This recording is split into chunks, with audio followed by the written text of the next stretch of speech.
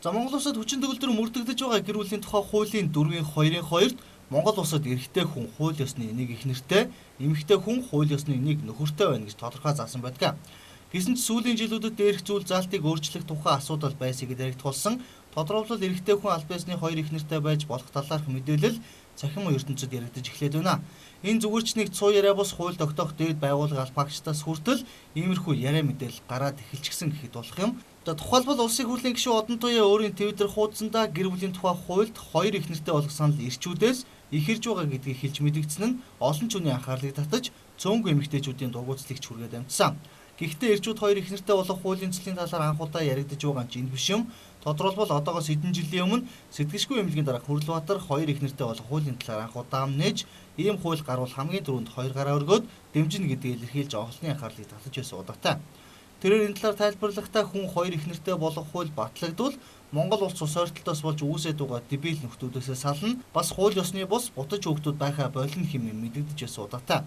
Дундад зууны хаад ноёжийг олон ихнэр татвар эмчтэй байж болох талаар ардчилсан цагийн энэ нийгэмд яригдж эхлээд байгаагийн гол шалтгаан нь жирийн иргэд ус харин ч хөрөнгө мөнгөө багтааж шингээж чадхаа байсан зарим нөхдийн дэмэрэл гэж харах нэгж байгаа юм а.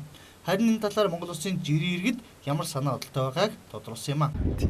Энэ одоо манай Монгол бол угаасаа л нэг ихтэй байсан.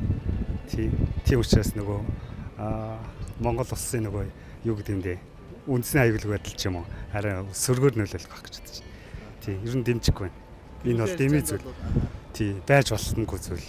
Угаасаа бурхнаасаа ихнэр нөхөр хоёр гээд цаанаасаа за ягч учраас ийм байж болохгүй гэж бодож байна. Гэхдээ ийм хөл байж болохгүй. Ер нь нэг их нэртэй 50 амьдарч чадахгүй хүмүүс ч хоёр их нэртэй яаж амьдарх вэ? Хэцүү ахаа байлаа гэж бодох. Өстой дэмжихгүй. Тийм. Их нэртэй өнөд ч та. Яа хантус бохгүй. Тэрүүл. Бишөвтэй дэмжихгүй. Хоёр их нэртэй өнөс юм. За Монгол ирчүүд хоёр их нэртэй болохыг хуульчлах санал ганц одоо цагтж биш хуучин буюу социализм өгдөж гарч байсан талаар хачирхалтай явган яригдж байдаг.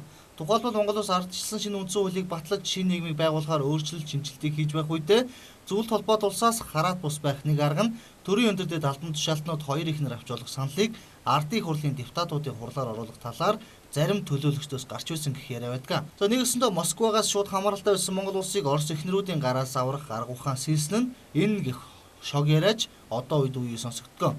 Гэсэн ч орчин цагийн хүний эрх хэрэгжүүлэг дээдэлсийн нийгэм хоёр их нэртэй байж болох хачирхалтай хуулийн заалтыг гэр бүлийн тухай хуульд оруулж ирэх саналыг ирчүүд ихээр дэмжиж өгнө гэсэн их хурлын эрхэм гишүүний мэдэгдэл зэнүүхэндээ гэхэд л дэмжигдэхгүй дэмэрэл бололтой.